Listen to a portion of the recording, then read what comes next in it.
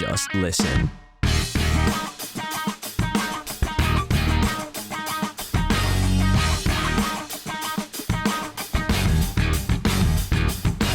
That person is running blind, listening to instruction in the middle of everyone else making their noise. They are able to isolate. Samkelo, welcome, my man. I think we're live now. Yeah, no, thanks for having me, Nick. I hope we have a good one. Yeah, no, I appreciate your time and obviously you're a busy man, so thanks for coming over. Yeah, I think these days we are mostly busy with trying to not get infected. Yeah. But other than that, yeah, all is well. And yeah, again, I think it's a nice privilege being here. Cool, man. Do you want to just start off by telling us what happened? If I can, you know what I mean? So a lot of people that come from Paralympic backgrounds, they may be born with a disability like Andrea, our mutual friend. But I know your story is a little bit different. Do you want to tell us? I know you've told the story 1,000 times, but yeah, no, of course. Over the last, I think 22 years now. Yeah, but I don't get tired of telling it. Okay, so, that's good news. yeah, but look, so 22 years ago, I was with my brother and a couple of friends, just playing next to a main road, and we had come up with this game where, you know, we took like coiled wires from a burnt tire. You know, and the idea of the game was that we throw them over electric cables. Okay. Right? I was 9 at the time, so and I can't even remember what happened on that day. But I trust that we all were convinced that, guys, this is like the best game in the world. Okay. You know, so we took these coiled wires, and a few guys tried throwing over the electric cables, and well, apparently with no success. And when I went and it was my turn to throw them, because I was very competitive, mine actually went over the wires and then got stuck on their way down. Oh, wow. And then it uncoiled because, you know, it's a nice big coil. It uncoiled and it was actually hanging low enough, apparently for me to go and grab. Okay. So I'm not sure why I was the one that threw it and then had to grab it and not the next person. Yeah. You know, but I went and then I pulled it down. Okay. And at that moment, that's when essentially everyone learned that these are live electric wires. Okay. And on that spot, I then got electrocuted by 11,000 volts of electricity. And then I was knocked out. Jeepers. And yeah, I woke up a few days after it happened in ICU. And I remember when I woke up, I had that stress because it was on a Sunday, and on Monday I had my first exam in November. So when I woke up, my mind was like, hey, buddy, today's the day of the exam and you haven't even studied, you know. And I'm like, yeah, I can't believe I slept and now I'm waking up. I didn't even study. So when I opened my eyes, I'm like, this doesn't look like home. Yeah. It's all white. There's a pretty lady giving me a milkshake. I'm like, oh my goodness, I think I died. Oh, wow. I was like, no, this is it. Yeah. Because we played next to a main road. So a friend of ours had like a fruit and veg store. So we just go and play there while they were busy selling. Yeah, and sometimes the soccer ball would cross the main road. And again, for some reason, I was always the one who was brave enough to go and run into the middle of the lane.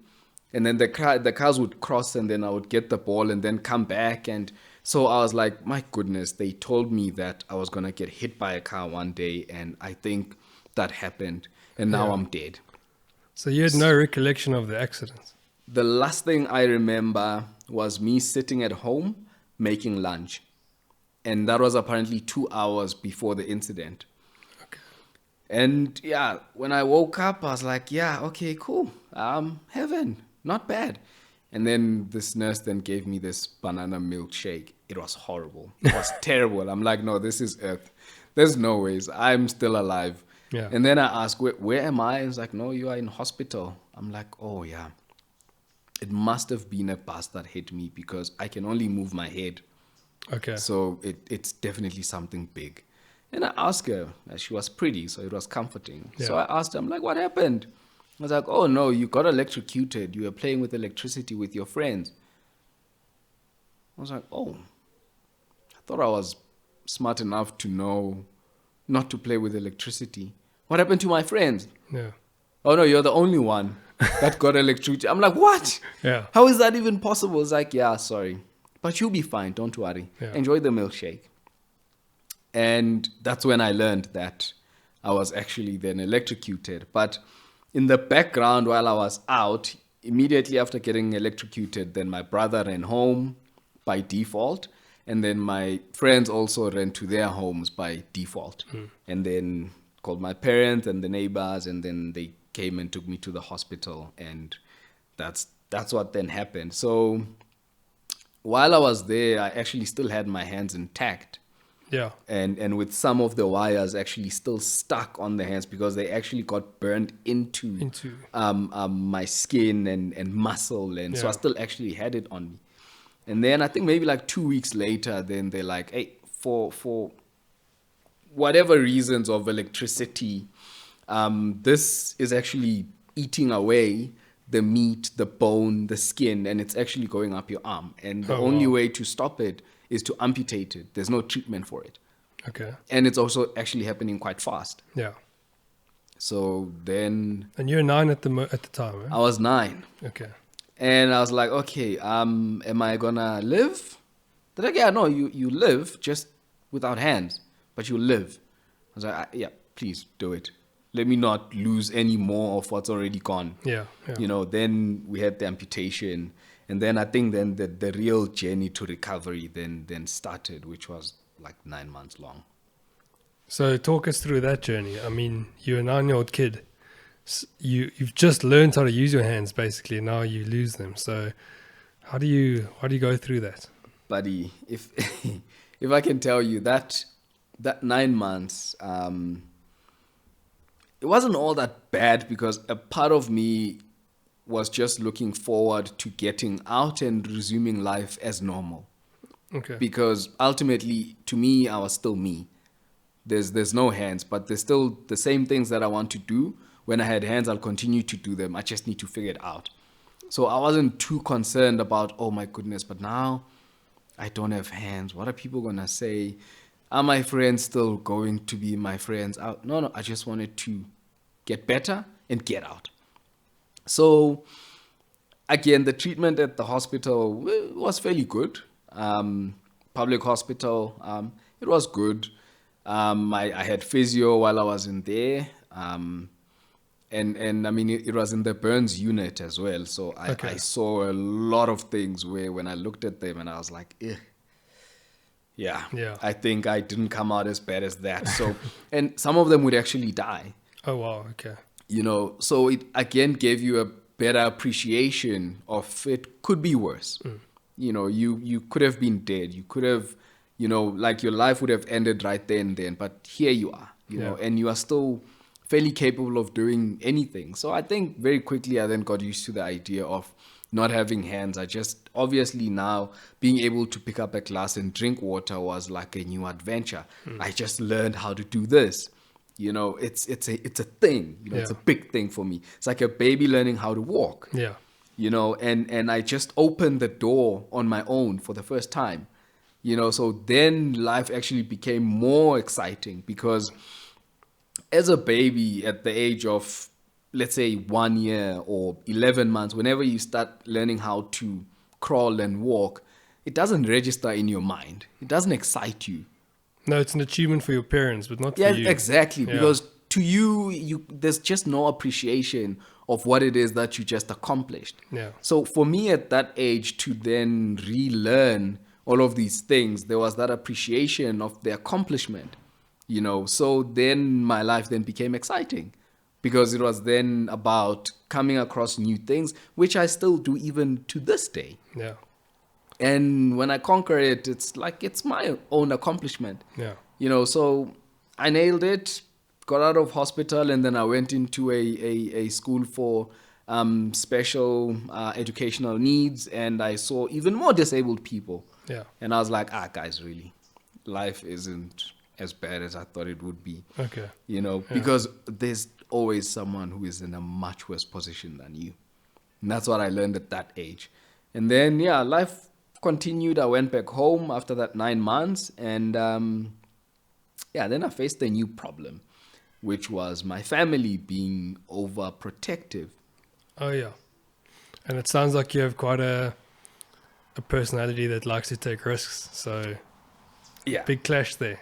it's a big clash because now, and again, you can't blame them because they don't know to what extent is something okay for me to do. And for me, I'm like, I'm just gonna go ahead and do that. So I still went out there.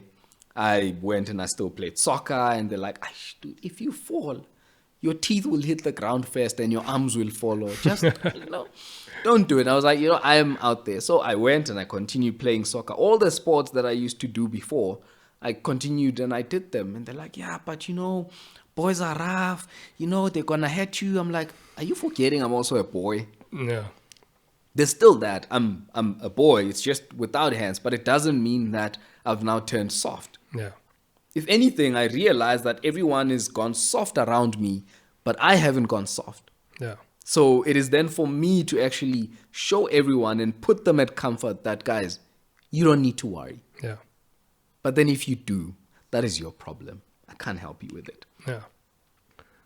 So I mean, now your parents are very overprotective, or your family is overprotective.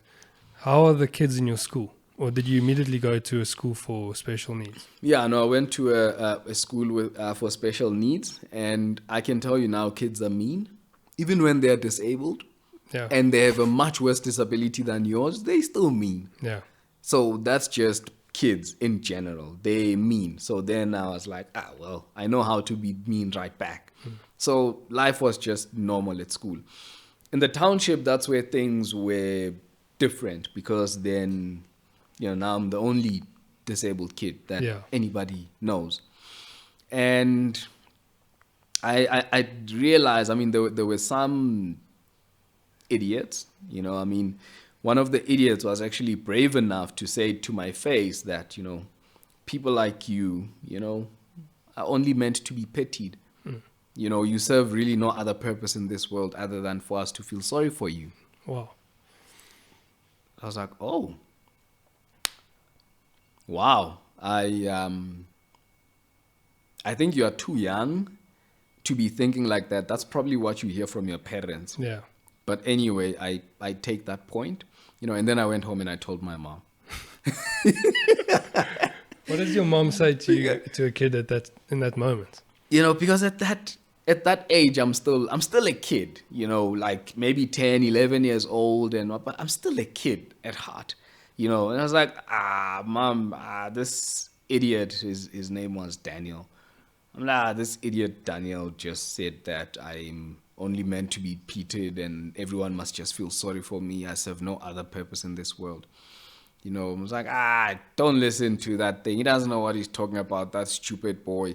You just show him how much better you are than him. Yeah. I'm like, I guess. I suppose. And then, my mom left it at that.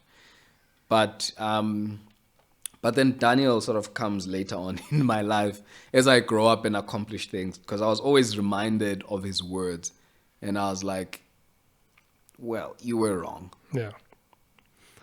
I knew you were wrong, but now what I've accomplished and what you've accomplished, miles apart. Where's Daniel now? I have no idea.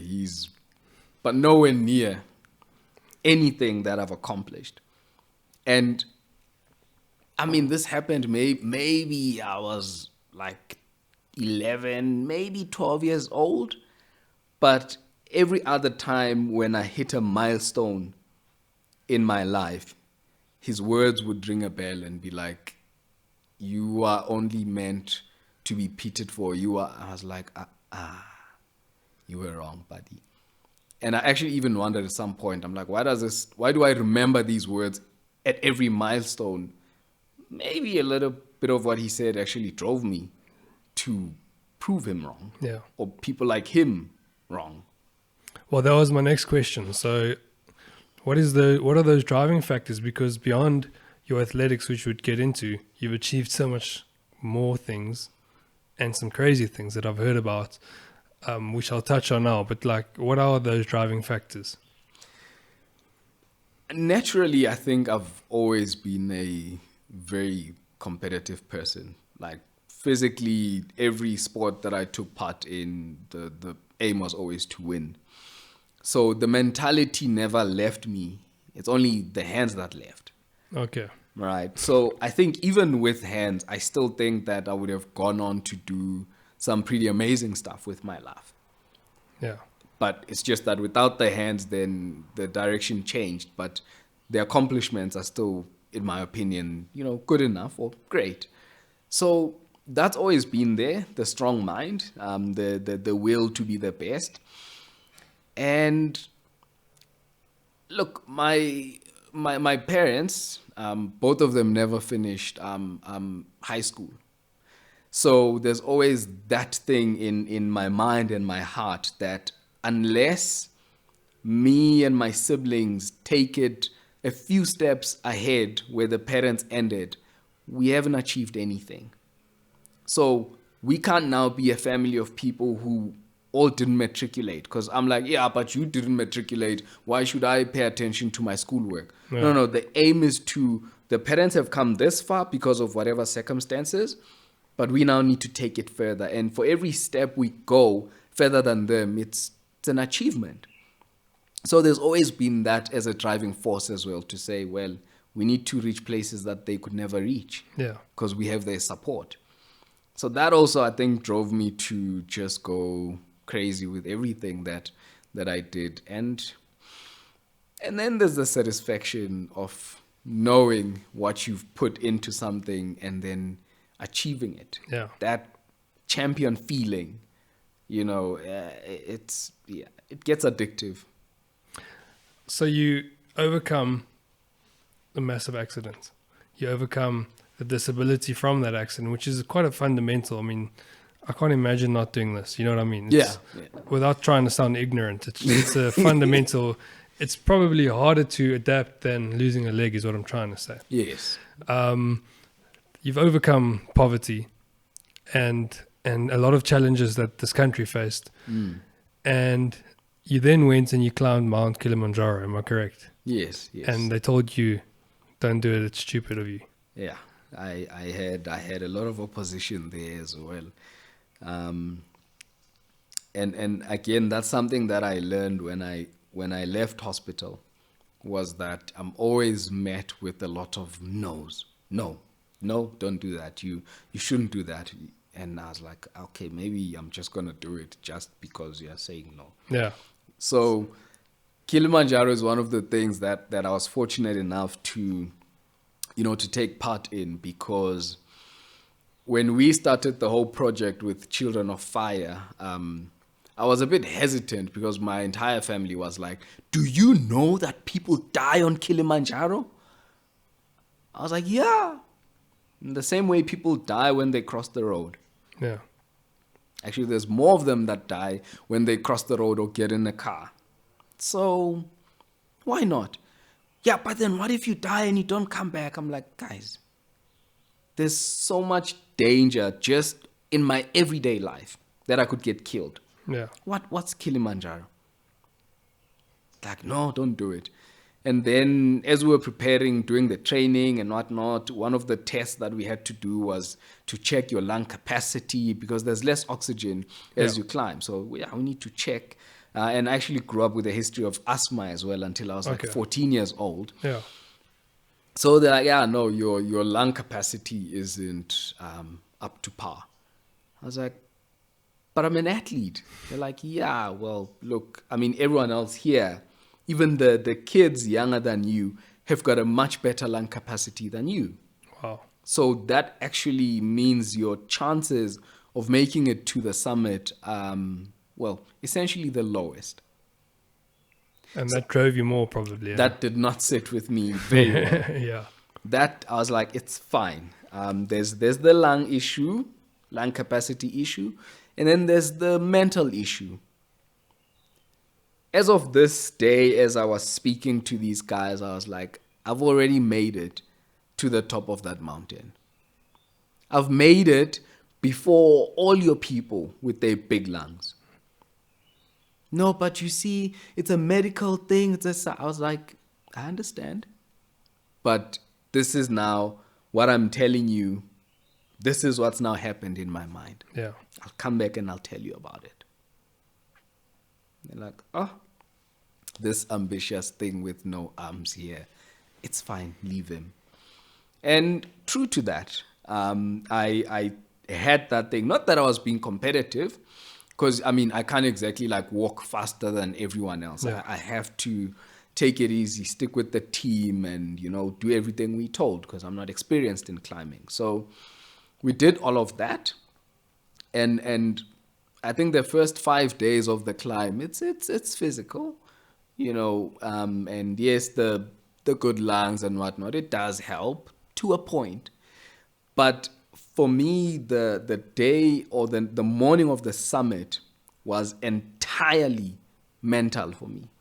Okay. For some people, yes, then they get altitude sickness as we went up. Okay, it can happen to anybody. Yeah. Could have happened to me. That wouldn't be because I've got terrible lungs. It just happens. Yeah. So that didn't happen, and some people had it, and then they had to go down. The morning of the summit, we woke up, I think, at around 1, and we started summiting. And physically, I've got no issues. I was fit. I was an athlete. So zero issues there. I was actually the fittest out of all of them, even though I had the worst lungs, but I was the fittest. But we were told by a motivational speaker who had climbed even Everest, or attempted to climb Everest, but never really made it to the top. But she climbed multiple mountains and summited them. And she said that the last day when you guys are summiting is the toughest. Shortest, but the toughest. Purely because it's cold.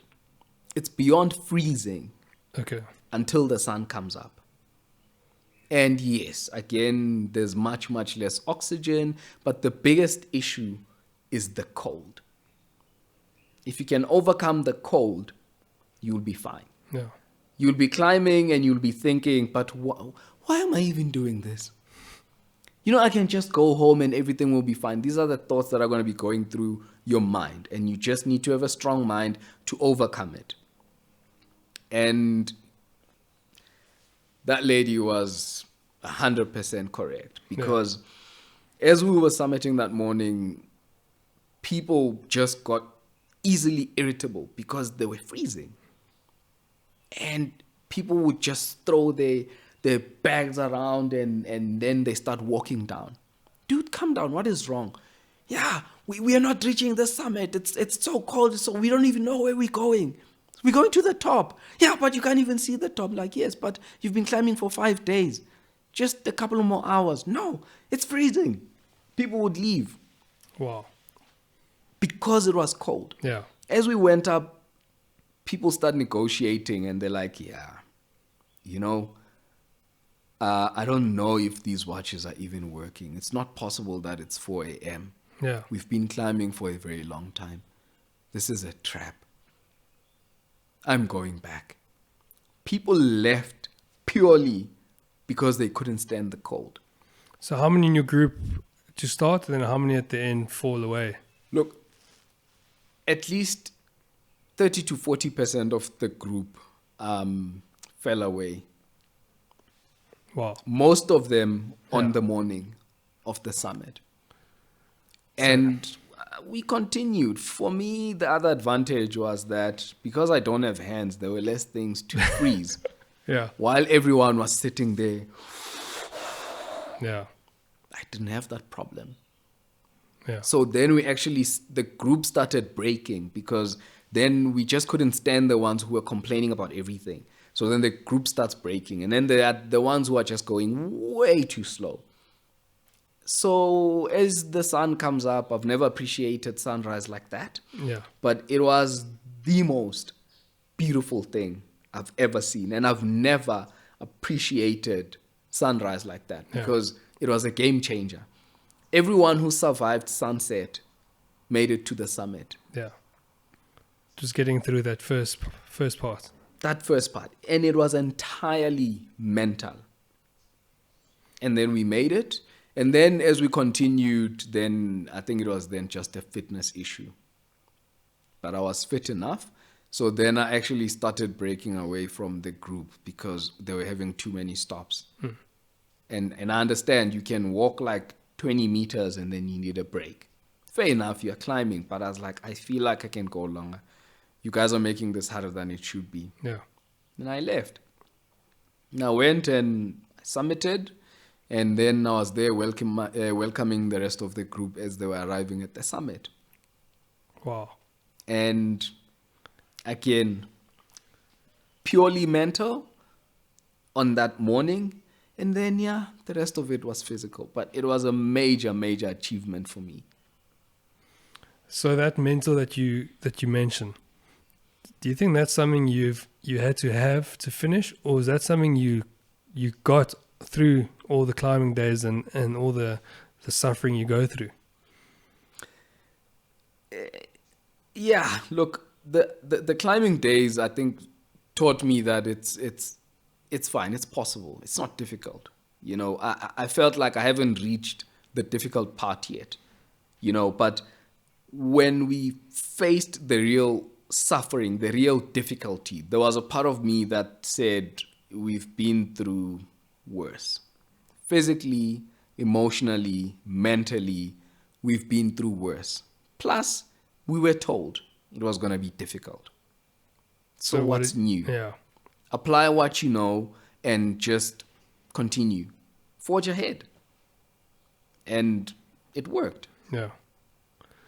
I find that so interesting because I'm trying to figure out if you were somehow born with this mindset that to help you overcome your disability so quickly and then to go climb Kilimanjaro and all these things that you've overcome, or is it something that you learned through having to overcome your disability?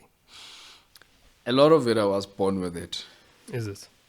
I believe so. And that's why I maintain that I still would have gone on to do amazing things with my life, even if I had hands. Yeah. A lot of it, I was born with it.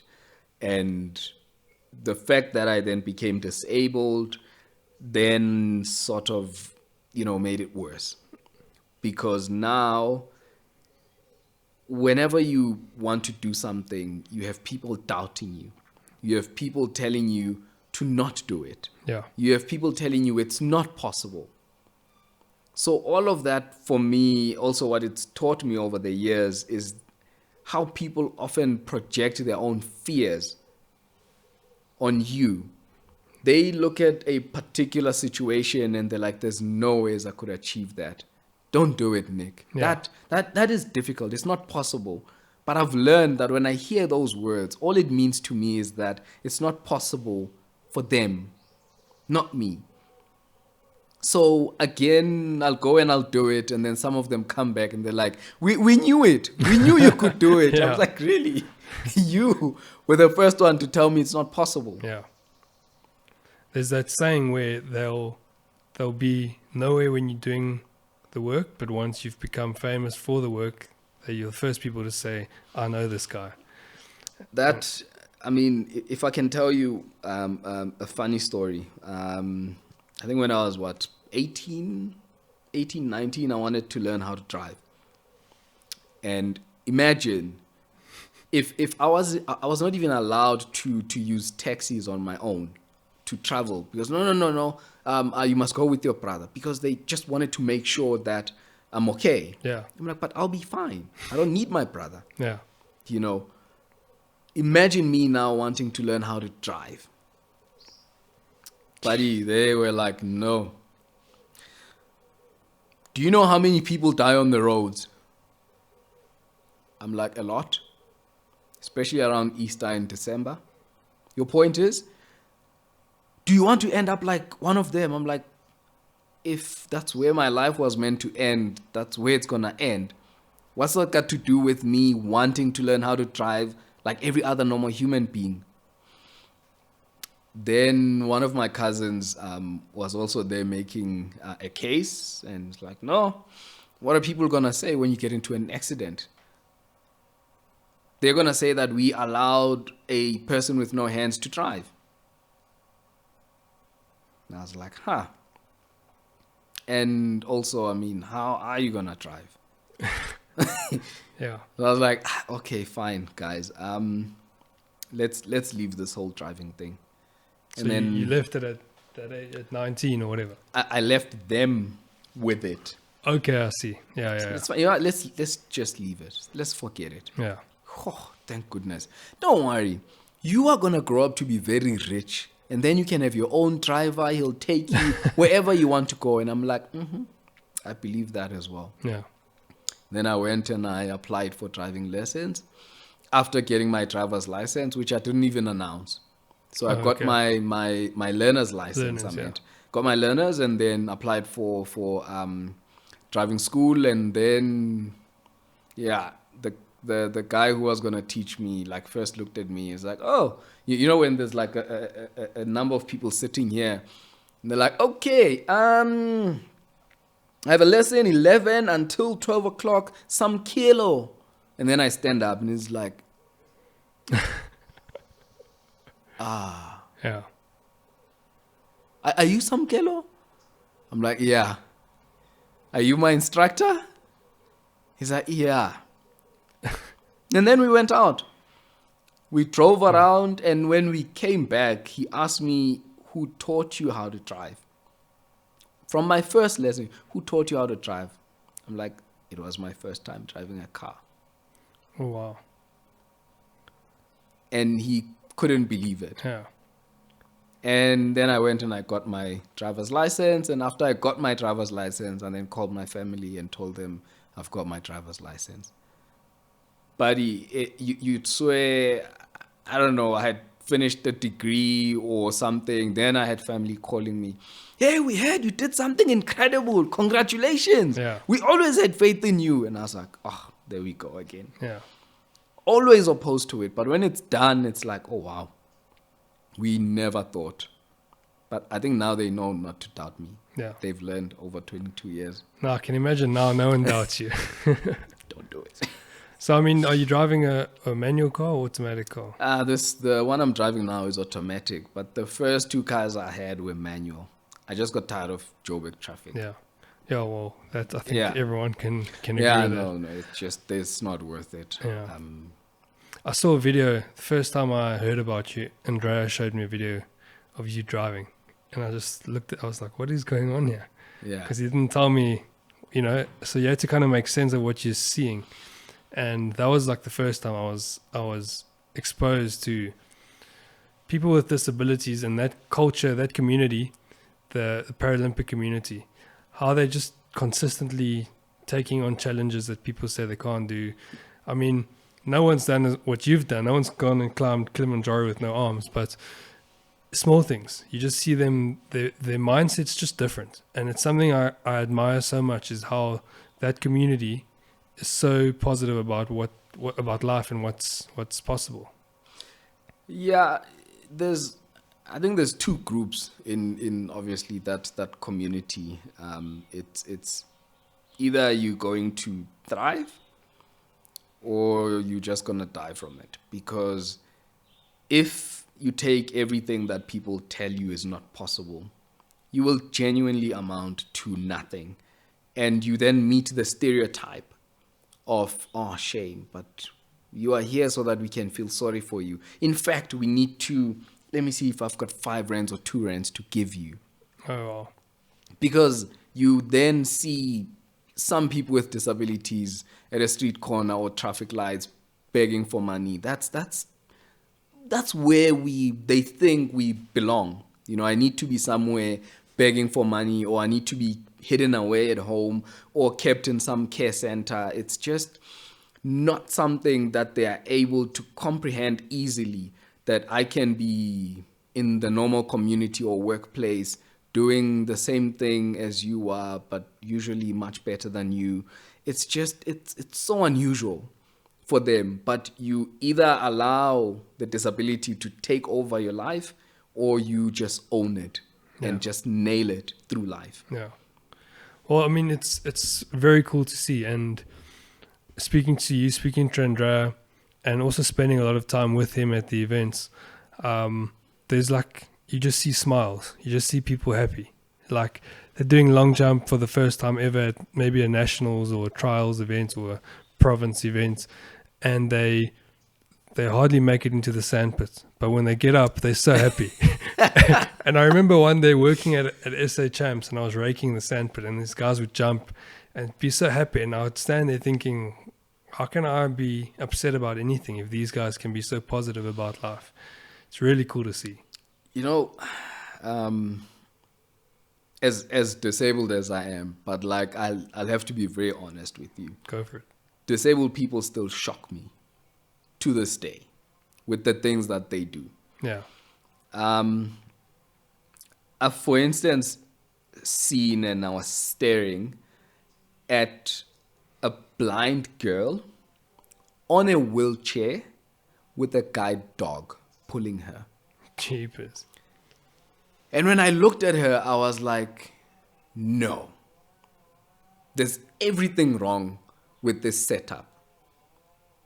Firstly, how does this dog know that this ramp here is the perfect ramp for this person's wheelchair? Yeah. If you're going to be crossing at a street light, how does this dog know Yeah. that I can't just go over the pavement because the chair is going to fall? And she's blind, totally reliant on a dog, on a wheelchair. I couldn't believe it. I couldn't understand what was going on.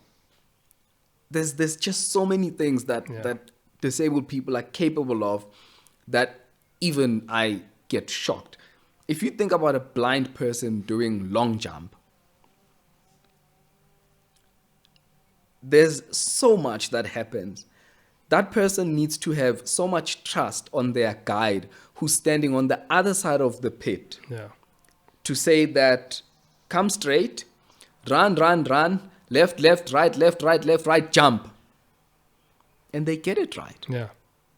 The level of trust that you need to have, and that person is running blind, listening to instruction in the middle of everyone else making their noise. They are able to isolate that voice, focus on it, and say, this voice is going to lead me to my victory. And that person is able to do long jump, totally blind. Yeah. That for me is something that is truly amazing. Yeah. It's one thing to run on the track with the guide side by side, but that for me, that type of long jump is still like one of the phenomena of Paralympic sports because the level of trust, you need to trust them more than your wife, girlfriend, or for sure. partner. I was at Stellenbosch doing sports science, and Suzanne was our lecturer. She's amazing. Yeah, and she actually made us go to the pits and try and do it to like see what it's like. You know, she was teaching us like biokinetics for disabled people, but then obviously going into the sport and doing the practical, we were like made to run and try and jump into the pit with someone on the other end telling us what to do, and just even the sprints with the guide. For us, we like defending as if though there's going to be a wall in front of us at some stage, but these people do it at full speed. It's quite phenomenal. It's phenomenal. And I think when you don't have any other choice, like you are doing that because your mind knows that, but I should be opening my eyes to make sure I don't get hurt. Yeah. When you don't have any other choice, you will use that one option you have to the best of your ability. Yeah. And I think maybe it's the same thing with me as well. I don't have a choice with the number of physical activities that I do, but if I'm able to do it in any other way, I exploit it. Yeah. And usually get better results. Yeah.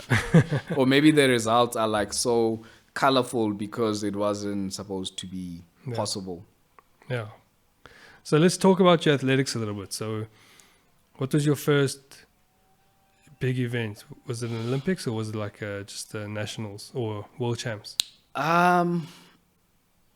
Look, it started with national championships. And for me, it was a big event because at that event, I went and I broke a South African junior record in the 100 meters. Oh, wow. First time. Yeah. So I was like, wow.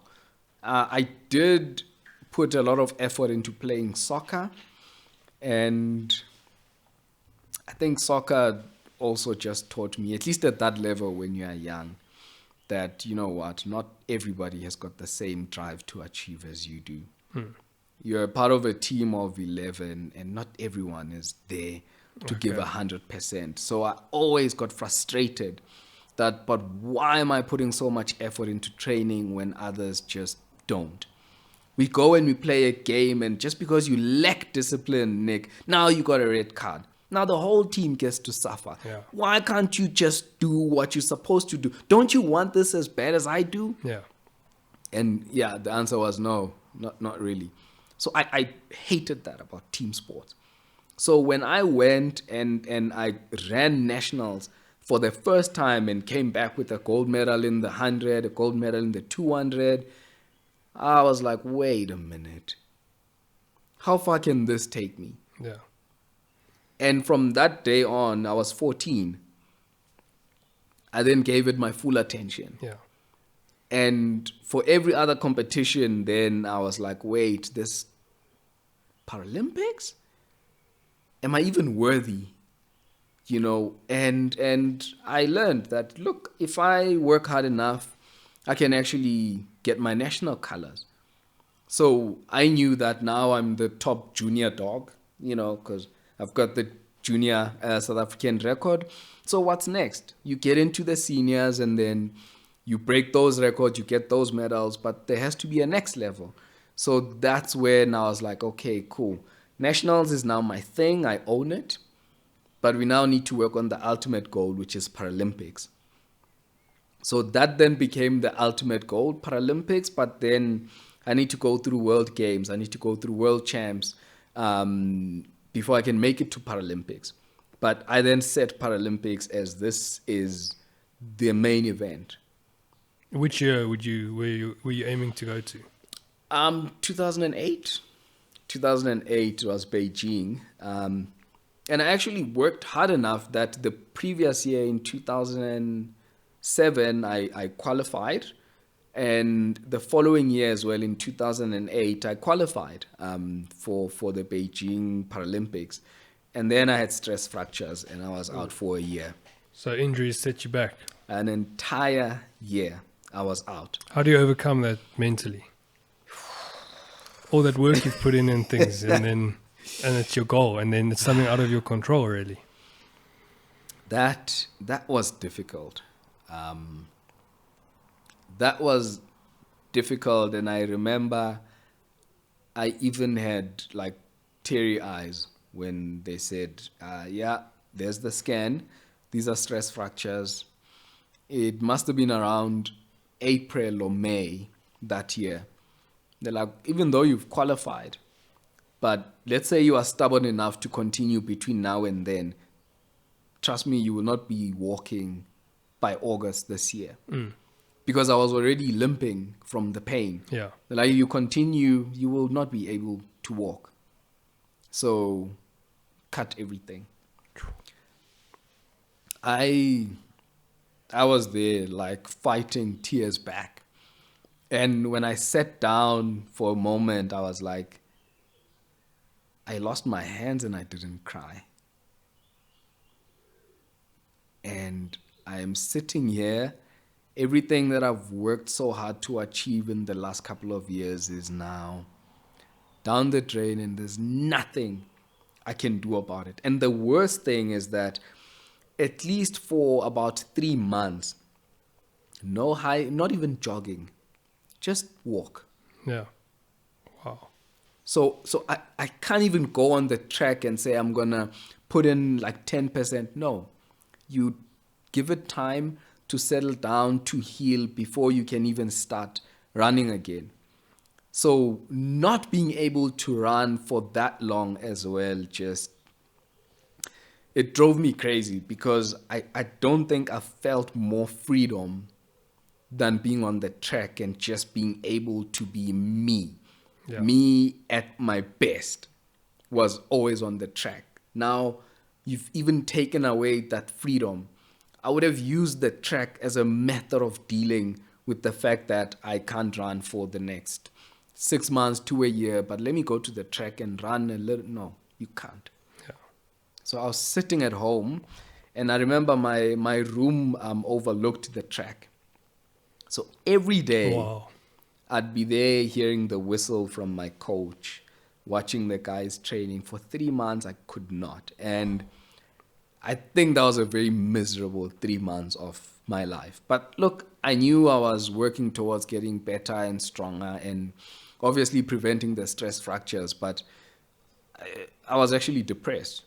And it was the first time in my life I felt depression. Never got depressed with losing hands. Nope. I was depressed because I couldn't run. I couldn't be me. I couldn't be free. I couldn't be at the best Yeah. of my ability every day. I couldn't. But anyway, that went, and then I went back to the track bit by bit, and then everything was okay. So how long was that? Let's call it a mourning process, because you've actually had a loss. So it's like similar to losing a family member or a friend. You've lost out on your goals, your dreams, your ability to run. The one thing that your identity kind of forms part of is your athletics. Then you go into depression, which is completely normal. Yeah. But what's not normal is being able to overcome that, because that sometimes cripples people. So, excuse the pun. How do you overcome that depression and be motivated to start again? Look, I think the only thing that helped me was being able to go back to the track. Okay. I genuinely was depressed for those 3 months. But because I knew that, okay, so we start counting from today, and then 3 months from now, I'll be able to start again. Okay. So again, I felt that, you know what, it's okay to be rock bottom. Like, don't tell me to not cry. Don't tell me to not feel so bad about it. Allow me, because that's what I'm experiencing. So I actually did pay attention to how I was feeling at the time, and I allowed myself. But that's where I was learning that, but Chief, you know you lost hands. You never nearly cried. You never felt this way. What's wrong? Why? I was like, when I lost my hands, every day was an adventure because I was learning to do something. I was perfecting things every day. That was exciting. I've got nothing. Yeah. The only thing I can do is maybe go to the gym, cycle, do some upper body workout, weights and whatnot. But I can't be at that one place where I'm at my most liberated. Yeah. So that's the difference. So it's fine. Soon I'll be able to go back.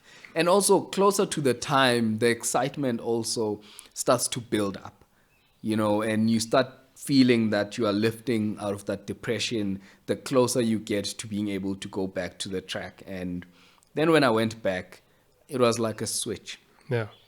The thing is, I made peace with the fact that I'm not going to the Paralympics. It's like making peace with the fact that, we need to amputate the hands. And you're like, okay, they're gone. Should I cry now? They're gone. They're not going to come back. So I'm not going. But let's just work towards getting better.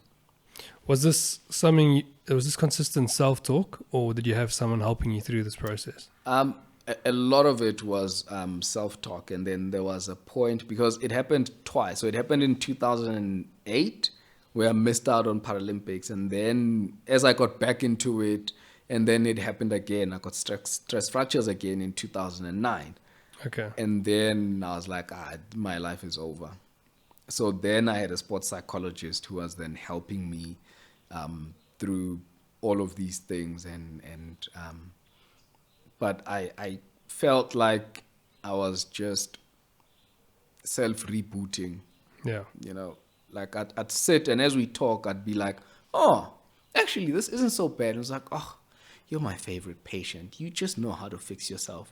Okay, thank you, bye. And then I'd be out. Yeah. But at least for the second time around, I did have someone helped me through it, and also she introduced me to like an amazing physio, like an old man who is like so intelligent and knows his work so well that when I started seeing him, he actually started helping me in such a crazy way that I went and I had my first session with him, and he looked at me and he's like, think of yourself like a car being put on a skew chassis.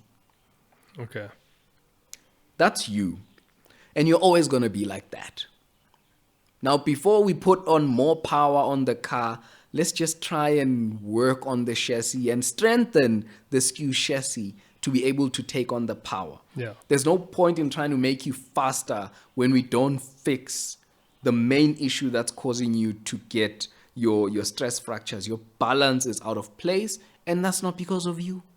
So there was a biomechanical There was a issue. biomechanical issue. I mean, the scarring on my shoulder, which prevents proper rotation. And that has an impact on how the legs actually move and how the feet hit the ground. Yeah. And that's how he figured it out. Wow. He's like, unless we get rid of the scar, which we can't, we need to work on the scar, because if we work on the scar, it's going to release a lot of tension for the muscle and the tissue, and it has a direct impact on the opposite leg, Yeah. where you get your stress fractures first. I was like, That's so cool. that made a difference, especially in my mind as well, because I'm like, now we know the problem. I tried shoes, inner soles, and all sorts of things, all sorts of exercises. Nothing worked for 2 years. And this old man is like, buddy, you don't have hands. You've got scar tissue on your body. That throws you off biomechanically. So Yeah. we need to just manage that. We can't fix it. We'll manage it. I had my session with him on a Friday. The next day, I was running. Wow. And I remember I actually broke a 100-meter essay record and a 200-meter essay record that very next day. Yo. That's how well he, let's say, managed me. Yeah. He's like, I don't want to fix you too much because your brain still needs to understand the new changes that I've introduced into your body. I'm like, oh, this man is a genius. And Yeah. from then I ran my entire career with shin splints, Yeah. just being managed.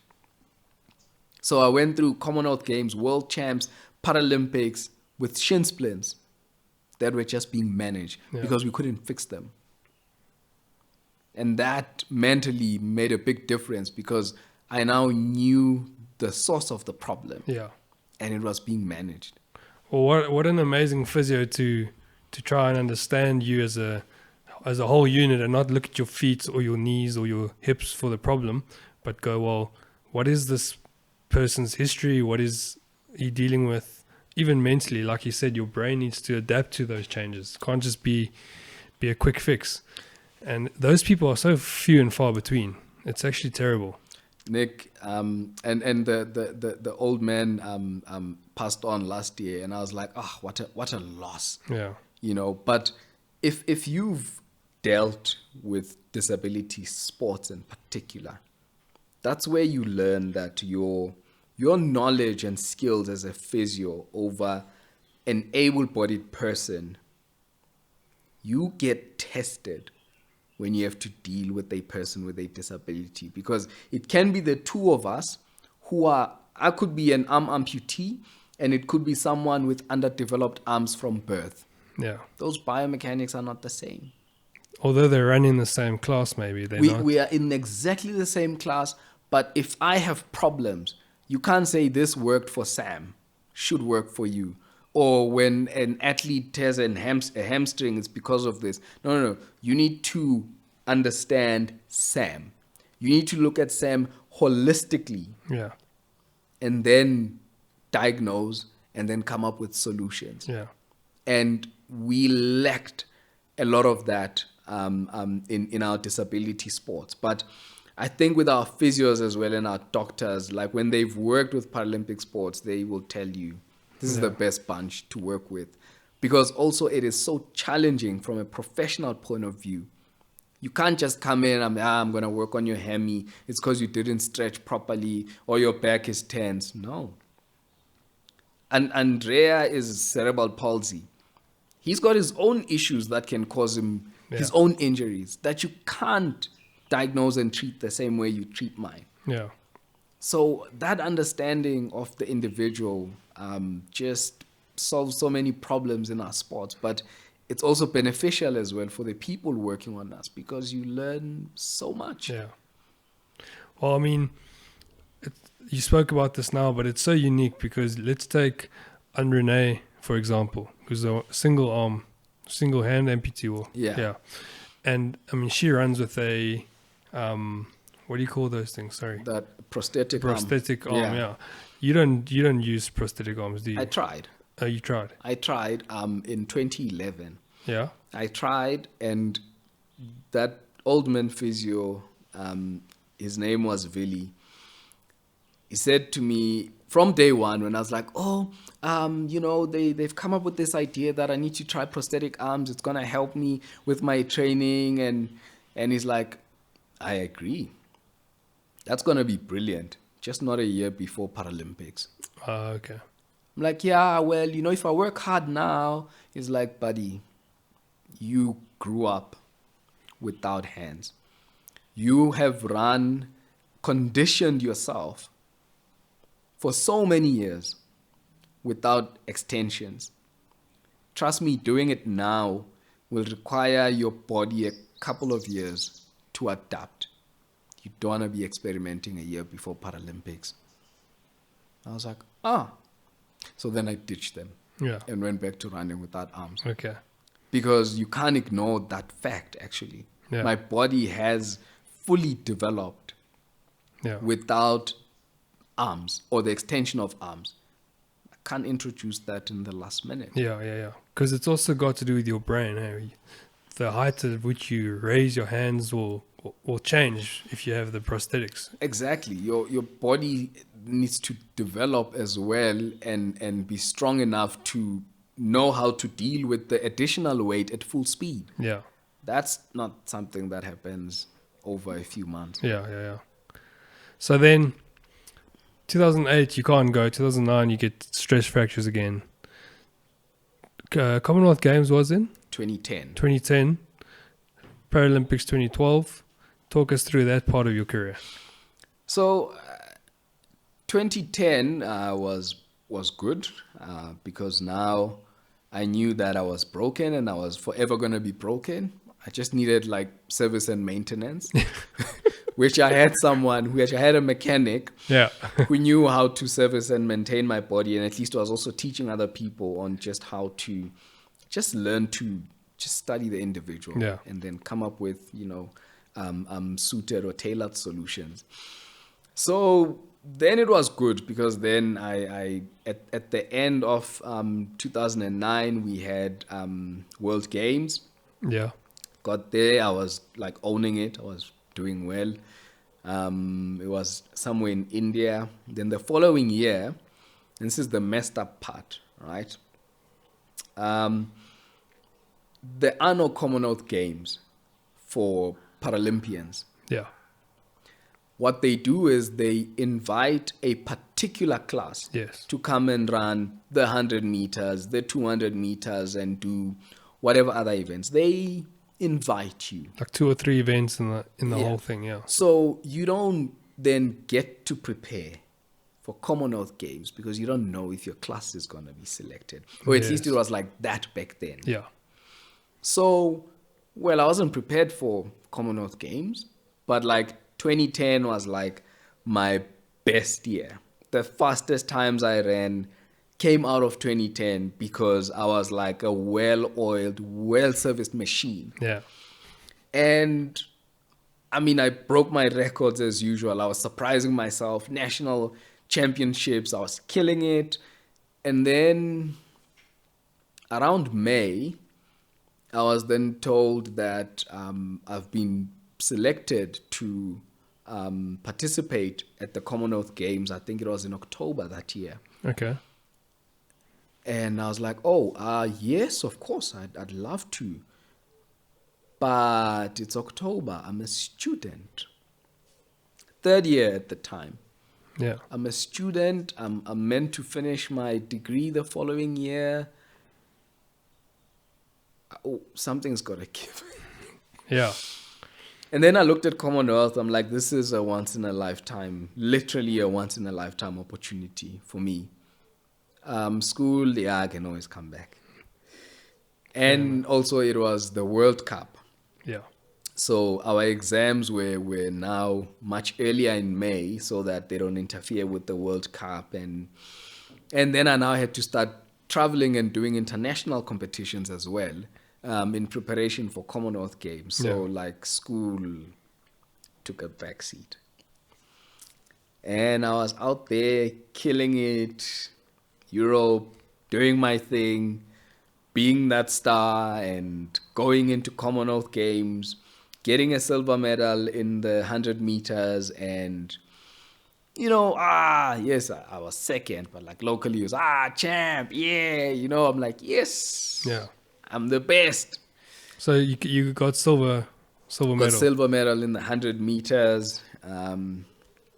Came back, top of my game, can't touch me, and then unfortunately when I came back, then the student part was waiting for me. Oh yeah. So that wasn't fun because that's when I realized that I was actually so behind. Although my work was like sort of up to date, but I missed so many lectures while traveling, either going to camp and whatnot. I missed so much. And as I came back, the final exams were starting. Ooh. So anyway, I went in and I wrote my exams, and the results come back at the end of the year, and I had failed 5 of my 7 subjects. Wow. Another setback, huh? No more champ. Yeah. You are champ on the track, not here. And as amazing as 2010 was for me, my PB I ran in 2010 over the 100 and 200 meters, and all of the amazing records were like done, dusted in 2010. And then like I essentially like failed my year. And then, then I got a new challenge because then at the university, they're like, oh, well, the minimum requirement is that you pass 60% of your subjects, which you didn't. So you now lose your bursary. We are kicking you out of sports accommodation. And we'll see you once you've improved and you've passed 60% of your subjects. Wow. Then I was like, guys, look at everything I've done this year. Look at how well I've done this year. You supported me throughout. And it's like, yes, we did. But you are a student athlete. Yeah. Student first, athlete after. You failed your year. It's gone. And then I was facing the issue of being kicked out of the faculty entirely. And I had to write letters justifying why I should be allowed to continue with my law degree.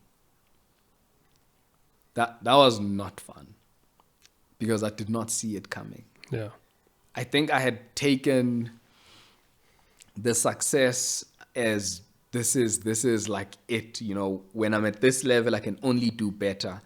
Yes, I knew that school was in the backseat. I just never thought it was like that far back in the backseat. And when I started then the following year, it was now World Championships in January in New Zealand. And I spent most of my December doing supplementary exams, which anyway, I still failed because it's not like I was there for that semester. I was like in and out. So I'm like, I don't really know much of this work. I wasn't there for it. Yeah. So I still failed, even though but at the end of the year, it was like 5 out of 7 failed. And then in January, it's World Championships in New Zealand. Yes. I did 100 meters and 200 meters. I didn't even make the final. Okay. I didn't even make the final. We ran the relay. At least that helped, because then I came back with the medal with the team. I was like, oh, thank goodness for team sports for the first time. Yeah. What a change. But I was such a mess mentally and emotionally. And I got back and I had to deal with the fact that I now had nothing. And even at the sports accommodation, they told me straight to my face, there's your room. It's empty, waiting for you to pass at least 60% of your subjects at the end of the first semester. Yes. So I had to go and rent elsewhere while I was being a student and doing all those things. Yeah. And the worst feeling about 2011 was the simple fact that every time, let's say the ladies from our sports bureau would see me, they'd ask me, are you passing? I felt so crap like that year. Are you passing? I was like, I didn't fail because I'm an idiot. I didn't, and I kept telling myself that I did not fail because I'm an idiot. I was maybe rather irresponsible, but I didn't fail. But the whole year, are you passing? Even after the first semester, when I had passed everything and I went back to the sports housing and then they reinstated my bursary, for the whole year, are you passing? Yeah. Do you think you're going to pass at the end of the year? And then 2012 was the year of the Paralympics. I was like, okay, I'm now in my fourth year. I do not want to repeat of what happened with 2010. So I will have to split my subjects in the second semester and leave some of them for the following year. Okay. Which I think had I known before that I was going to go to Commonwealth Games, I would have probably done that. Yeah. But I didn't know I was going to go to Commonwealth Games. So then I split my year into 2 years. Then went into Paralympics, and I couldn't believe it. I made it, but with everything that had happened in the last couple of years, I think I was starting to doubt myself as well. Yeah. To say, am I actually capable of being a student athlete and being successful at both?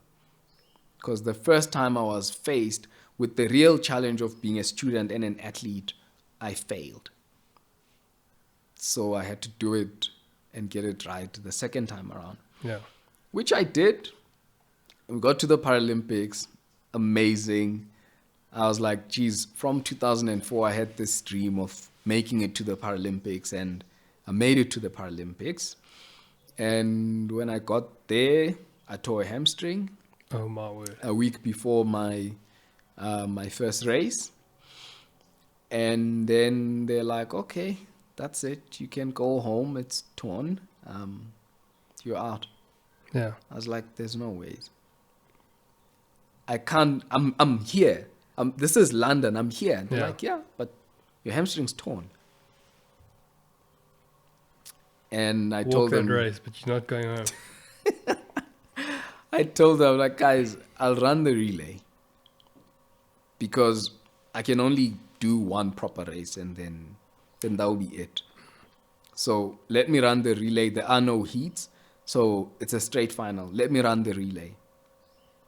Yeah, but what if you compromise the whole team? Now the whole nation is going to lose just because of you. I'm like, I understand, but I'm confident enough that if I rest for a week, I'll be fine to run just 100-meter band. Allow me. And they said, it's fine, we'll allow you. The day before the race, you are going to have a 100-meter sprint against the reserve, because they brought a reserve. Okay. That's how seriously they took the relay. Yeah. So they brought the reserve, and then we got there, and I ran against the reserve, and I was, faster than him, but I also didn't want to give too much, and then we went into the relay, and then I gave it my all, heavily strapped, gave it my all. We broke the world record. We got the gold medal. And then I was limping. I was broken. I was finished. And I was like, at least it wasn't all for nothing. Yeah. the next morning was my 100-meter heats.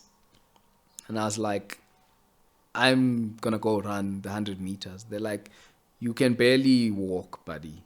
I was like, just give me all the painkillers or anti-inflammatories that are legal. I just want the experience of running my 100 meters at Paralympics. Yeah. That's all.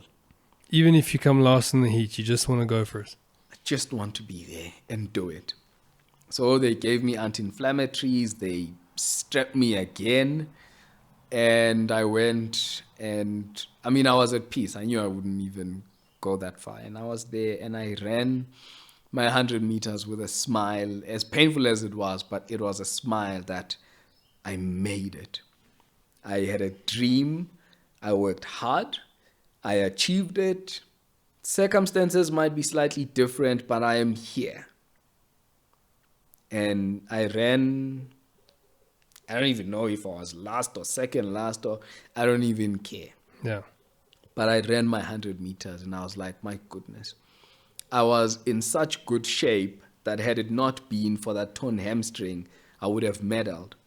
Because the guy that medaled actually ran a slower time than my PB at the time.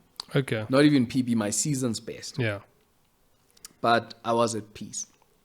And I did my 100 meters. I limped off the track, and then it was the medal ceremony. And I had a big smile on my face. I was like so happy. And then we got back home. Yay, Star, you made it. We're so proud of you. I'm like, you have no idea how proud I am of myself. Yeah. You have no idea what I've been through to be here. Yeah. And I made it. Like, sprinters work for so many years just so they can run 10, 11 seconds. That's all you see. But there's so much. Behind the scenes. So much. It is a long journey. And I made it. I was like, this is it. Now hopefully I can get sponsors as well, and my career will really take off now. And then I went back to school, passed everything. So that year was a major success for me because I was like, I managed to be a successful student athlete. Yeah. And then the following year, then I finished my degree with no sponsors. So then I decided that I'm going to hang my spikes at the age of, I think I was 23 at the time. Wow. I was like, I'm sorry, but I've ran for 10 years. I've got all of these accolades behind me, but I've got no support outside of the university. I can't live like this. Yeah. Let's just get into that quickly, because you're the second Paralympian I've had on the show, and you're the second one that's retired under the age of 25.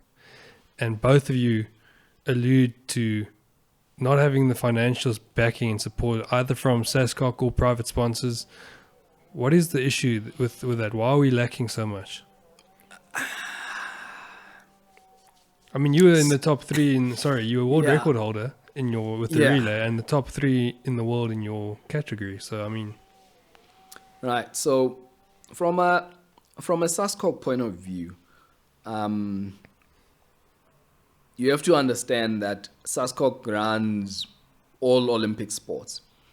So there are so many sporting federations that they need to also look after if those sporting federations are not able to get their own sponsors and whatnot. Yes. So it's big what they need to do. I mean, they send a team of 300 plus athletes for Olympics and Paralympics. So it's huge. Yeah. So I think they've got enough on their plate. Sure. And also the contracts that they offer the athletes, I think at the time they were called Operation Excellence. They pay for your expenses to be an athlete, but they don't pay you a salary. Yeah. I don't know if that's different now. But so, you can... So they're paying for your physio and your traveling and stuff. Everything you need to be the athlete that you are will pay for it. All of it or most of it, So at least you've got the support. But there's just that part where you get to a particular age and you need to earn an income. That's not where SASCOC comes in. That's where private sponsors come in. And what I've learned with the private sponsors is that, and I mean, I could be wrong, but that was at least my experience and my own conclusion about it, that no one is going to come and sponsor your potential. So, guys, if you support me, one day I might be able to break the 100-meter world record and the 200-meter world record. If you support me, in the next 4 years, could be me. Yeah. Nobody buys into that. You need to break it first. Once you've broken it, they want to be associated with champions. Yeah. So they come in because they want to associate with your brand that you've created.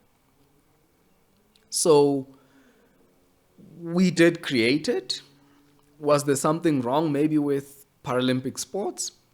I don't think so, because Natalie de Toit had sponsors, Oscar had sponsors, Ernest van Dijk had sponsors. So I don't think the issue was with Paralympic sports, but I just think that in South Africa, in general, athletes, abled or disabled, face that issue of not being able to attract private sponsorship unless you are at Diamond League level. Yeah. Once you are there, Diamond League, you are there competing, and Olympics, World Champs, you are there, then there's a case to make. But until you get to that level, Nothing. It's very tough. I mean, a 19-year-old rugby player will sign a contract with the Bulls and get 15K a month or 10K a month. And that would just grow, even if he's not playing starting lineup, even if he's just in the academy.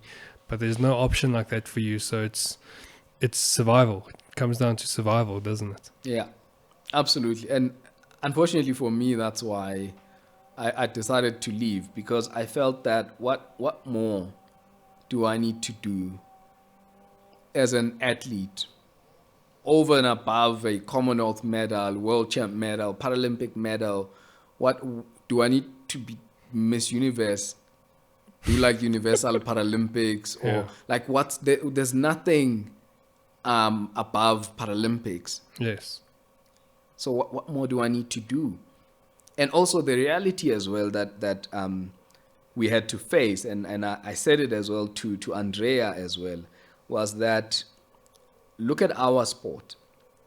In South Africa, Oscar was like at the top, Yeah. because Oscar was Oscar. And then you had your Natalie du Toit, and then you had your Ernest van Dijk, and then do you know of any other disabled athlete with sponsors? No. No. I don't think I can name more than 3 others that other than what you've already mentioned, which Yeah. is... So we are not the issue. There's nothing more that we probably need to achieve, other than to now go and contest Olympics and be like, we want to be the first hand amputees to run Olympics. No, but we need to run Olympic times. Yeah. So there's nothing more that we need to do. And most importantly, it's not even a racial thing. It's not because I'm black. No. Even the white people are suffering. It's across the board, able or disabled, black or white, male or female. It's just dry. There's nothing. Yeah. So unless you come from a family that can easily sustain you and you can run until you're 30 or 35, it doesn't make sense to stay. Yeah. And I mean, luckily you were smart enough to see this at an early age.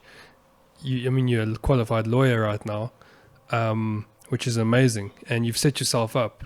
But very few of the athletes I've spoken to actually know what their plan is post-sports, and post-professional sports. So I think you're lucky in the sense that you had that wisdom and you had the bursary to study and things. But I mean, that transition into normal life from a professional sport, from setting a world record, you're on top of the world and winning a gold medal, and the next thing you come home and it's like, well, now what, Yeah. So you've set yourself up decently enough, it seems. So your law degree, you've got the show on SABC, Just tell people what that is so that they know where to watch it. So it's a show called Beyond Boundaries. It's about disability sports, and I think the reason why I love it so much is because when I was an athlete, I always felt that unless we get sufficient coverage, we can't attract sponsorship. Yeah. So what we are now doing with the show, at least when it was still on air, we would go to not just national championships. We'd actually go to the trials when they were qualifying for national championships to build up the stories leading to national championships, build up leading to world champs and leading to Paralympics. Yeah. So the show had been there since 2007 up until, let's say, beginning of this year.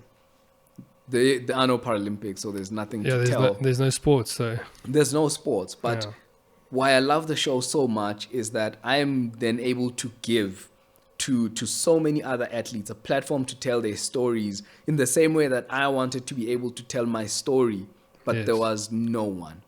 We had a show called Amakroko Kroko in our time. Yes. And that sort of came and then it disappeared, and then there was nothing about disability sports. But this is there so that we are able to tell all of these stories, and hopefully someone sees it and someone, takes an interest in supporting a young athlete, supporting potential, not success that's already been created. Yeah. So what's next for you then? Because, are you practicing as a lawyer at the moment? I'm working as a legal advisor. Legal advisor. So I'm internal there, and then I'm just hoping for better platforms on television, because I think that there's a big gap where we are really not represented as people with disabilities in the media. Yeah. It's one thing to come and tell our stories and interview me as a disabled person, but there's not enough people with disabilities out there actively on television doing various shows, and there's not a lot of us. Yeah. So I'm just hoping that I can at least be one of the people who are there to break into those and allow for more people with disabilities, to venture into the media and television space and go and, prosper there. Yeah. I've done my part with athletics, and I'm happy to be now doing a sports show. Yeah. But there's more that I can do outside of sports. Yeah. And when people see it, then they can know that it's possible for them. Yes. Because I also saw other disabled athletes doing Paralympics, and I was like, that could be me one day. Yeah. And it was. So sometimes you have to be the example for others to follow. So I'm hoping that there's more doors that open on that front. And then, career path, that's going to continue. I'll retire as a lawyer, so I'm not too worried about that. I'll continue working hard and doing my job. But I just think that the biggest impact, the next big thing where I can feel like I've done something for this world, is if I'm able to get into that space and open more doors and inspire more people to actually follow their own dreams. Yeah. Well, that's the thing. If you just consider how Paralympic sport grew because of probably your group, you were very young at this stage, but your group leading to 2008, 2012 Paralympics with Oscar, with all those guys, Paralympics at London blew up. It was the biggest one ever, just because of the exposure, the consistent exposure. So let's hope, and you one of the most inspirational people I've ever spoken to. My next question is actually about what is your best achievement? Because Kilimanjaro would be mine, but you've also overcome a disability, poverty. You've got a job and a degree that's very successful. You're a TV host. You've set a world record. You've won gold medals. What is the biggest achievement? I'd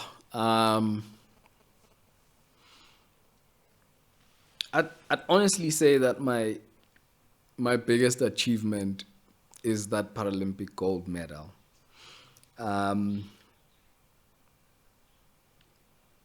Because I can't say it's my law degree. I mean, there were so many of us in that class that eventually graduated, but there can only be one champion at a time. Yeah. So it Yeah. definitely has to be the Paralympic gold medal at the Paralympics. And I mean, I've already told you how hard it was to get there. Yes. And even when I was there, how it almost didn't happen. Was that harder than getting to the summit of Kilimanjaro?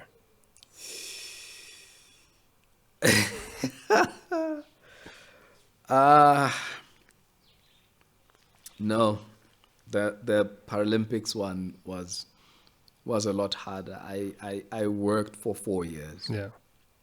I worked for 4 years for that one moment. Once you are at the Paralympics, there's nothing you can do to improve yourself.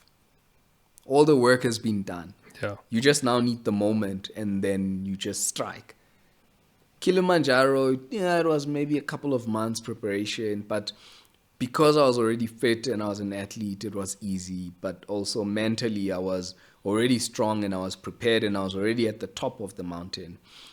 Paralympics, I missed it the first time around because of an injury. And then I almost didn't make it. Yeah. Then I made it, and then I almost didn't run. Yeah. That has to be by far my biggest achievement. Yeah.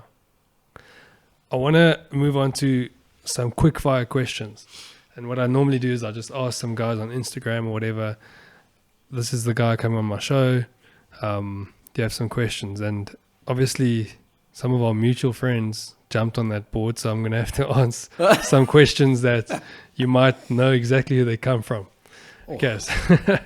So the first one is, and it's quite interesting, I think I need to know this. What do you do when it comes to like license, ID books, in terms of fingerprints?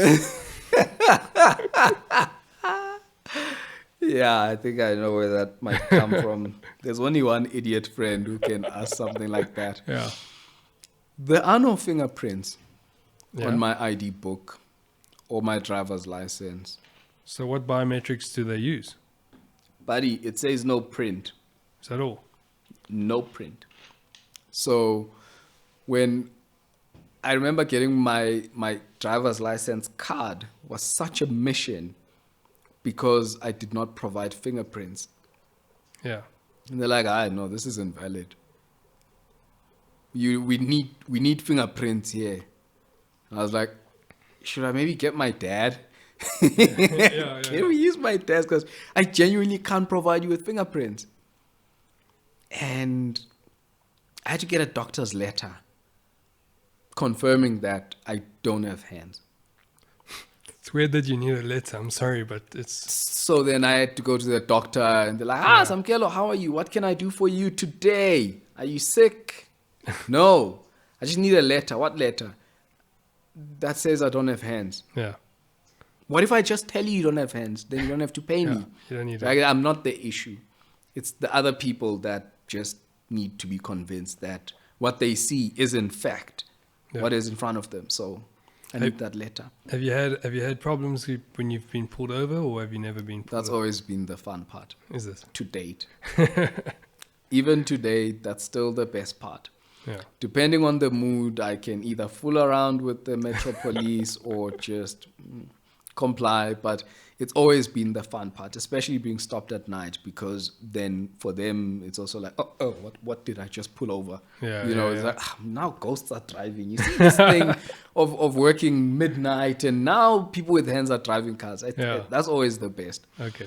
But yeah, biometric systems are...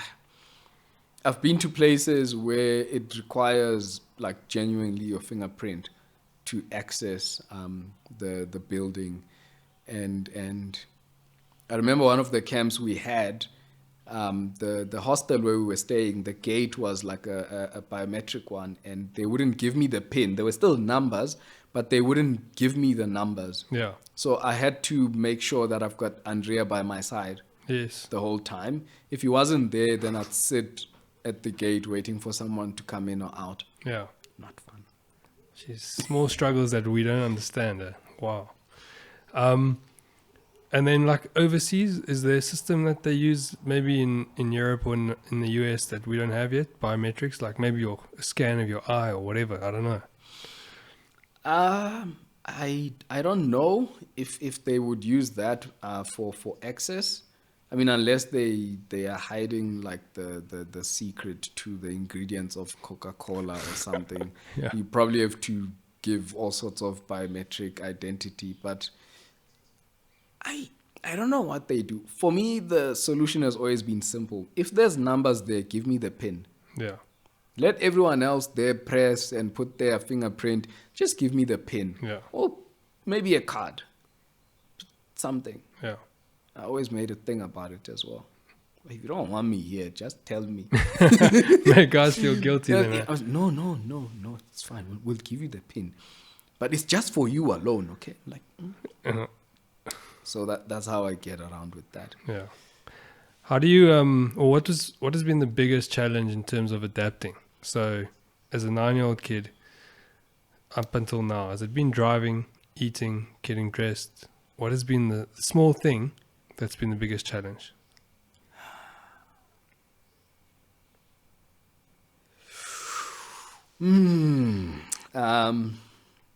There isn't one. I think that there's things that I'm genuinely unable to do, so I don't do them Okay. because I can't. Yeah. Like tying shoelaces.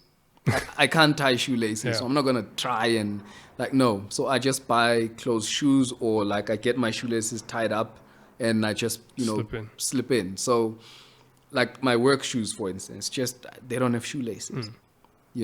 And when I was running, I actually got elastic shoelaces, which I could manipulate and tighten because I need tight shoes. Yeah. I can't put on a tie. Yeah. I couldn't be bothered. I mean, it's just I can't get to the top of. So there's things that I genuinely can't do, and I just don't do. Just don't do them. Yeah. Everything else that I'm able to do now took a while Yeah. for me to get used to doing, and I've mastered it over the years. Yeah. You were quite impressive when you arrived and you're taking photos. Yeah. Yeah. That's That's another thing that yeah. I've had to adapt to, because when phones moved from having physical buttons to just touch screens, I was like, some people are so selfish in this world. Why would they do this? Yeah. But then you still had BlackBerry, who had buttons when Yeah, everyone was moving to touch screens. I even had one of those flip Blackberries. Oh, yeah. The last of its kind. It was a BlackBerry Priv. While everyone had these ones, I was like, I've got my buttons, and I was happy. Because how am I going to press a touch screen? I mean, come on. Yeah. And then my BlackBerry broke. And then no one had a phone with buttons. Yeah. So then I was like, well, it's time I get used to it. Yeah. Now I don't think I can go back to buttons. I've now learned, I've mastered it. Yeah. And I mean, I can take pictures. I can Send WhatsApps and things. It's like any other phone now. Yeah. It's normal. Very interesting. So with life in general, there's things that I come across the first time, and I don't just approach it like you would. And this is where you see how thoughtless people with hands do things. They just do with their hands, Yeah. and then things happen. But there's a moment where I'm like, whoa, I've never come across this in my life. Yeah. How do I, there's like that pause where I then need to try and figure it out, and, which Yeah. is one of the reasons why when I got married, I was like, just give me money. Yeah. Don't buy me gifts, because I need to test it for functionality. Otherwise, I'll have to re-gift it. Yeah. Oh yeah. That's true. You can only buy your own gifts basically. Or obviously your wife and whatever. I need to make sure that I'm able to use it. Yeah. So even at my house, I don't have like a nice fancy glass kettle, because it's gonna burn me. Yeah. So I just have a nice old plastic one, because I'm able to hold it and it doesn't burn. Yeah. Have you seen those things, or that thing, that René is using at the moment. I have. The like biometric type, not biometric, the like biomechanic hand that. It's so cool. Yeah. It's so cool. Do you know I the want people? one that shoots lasers though. If it doesn't shoot lasers, it's okay. Yeah. Have you considered something like that, or is it just very new now? So No, I used to have prosthetic hands when I was young, but like they just really made me more disabled. okay. Yeah. I was just more functional with my arms and figuring things out. Yeah. So even now, like I'm saying, unless I can do something like incredibly awesome, like if I push them down, I'm able to fly, and it's just like nice Iron Man style. And you know, if I can't do those things, What's there's the point? nothing I'm unable to do now. And I'm sure that the hands will get there, these prosthetic hands where they move as quickly as, you know, the brain gives instructions, because there's that delay as well where, you know, I was like a guinea pig for like vet students, and they were trying out a prosthetic arm, and you contract your muscles, the arm opens, and, you know, but like a hand is just so delicate. There's so many moving individual parts that just an arm that opens and closes just... Yeah. Well, it's like gross motor skills versus fine motor skills, isn't it? The hand does small little things. There's like, you can move one finger into so many different angles, but like, I'm sure the hands will get there. I have no doubt, because technology is so crazy. But like, we're not there yet, you know. And even I met a little kid. I think that kid maybe was like 6. And I mean, she was impressed. Oh, wow, you run fast. My goodness, wow. And she said to me, you know, if I had to choose which limb I would lose, I'd choose a leg, because I only walk and run with my leg, but I do everything with my hands. Yeah. And I was like, oh, yeah. Oh, well, I couldn't choose. But like at that age, she was able to understand that, no, hands just do way too many things compared to legs. So I want cool ones, dude. Yeah. Like, they really need to do amazing things. Yeah. Do you write your exams by typing on the computer? Pen and paper. Is it? Old school. Really? Yeah. And do you write as fast as someone with a hand, or do they give you extra time? Mostly, but I did apply for extra time when I was in varsity. Just so that I've got that comfort of knowing. Yeah. What are the 5 most important things in your life right now? My wife. Of course, gotta say it. My wife, my family, job. Well, job, I suppose, provides for the house and the car. Yeah. So that's it, dude. It's really not much. Simple man. Yeah, just wife, number 1, family, you know, extended ones, and then my job, very important. And then, I think that's about it. Yeah. When are kids coming? Next year. Okay. Then you'll have a couple more things on that list. Yeah, then it's going to be like wife, kids, and then extended family. And Awesome. I think I'm simple, yeah. Sorry? Yeah, I'm simple. Yeah, you're a simple man with big dreams and big aspirations, and you seem to achieve everything you want to. And if there's anything I can take personally out of this, is like, in the back of my head, I've thought about doing like a Kilimanjaro type of thing. And I would be your family member saying, don't do it, because it's dangerous, you know? But now, like, what's stopping us, you know? So thanks for your inspiration, man. And I hope this gets to as many people as possible, because just hearing the way Andrea always spoke about you and hearing everything you've spoken about now, it's there's so many lessons in the amount of adversities you've overcome and continue to stay positive. And even like the disability is the obvious one, but the injuries before the Olympics, the coming back and having to do law, and the pressures of having a bursary and not earning any money, it's very, very inspiring what you've been able to do. And you're rising to the top, man. And I'm sure someone's going to get you on big screen one day. I hope so, eh? Can I make hope so. No, thank you so much, man, for having me. And again, I'm always excited about any kind of platform that, even if it changes one person's life. Yeah. Well, thanks for coming, man. And I'm going to try to get you in again soon with Andrea. It'll be cool to have the Yes. two of you together. Oh, that would be awesome. Cool. All right. Thanks, man. Thanks, brother. Stay safe.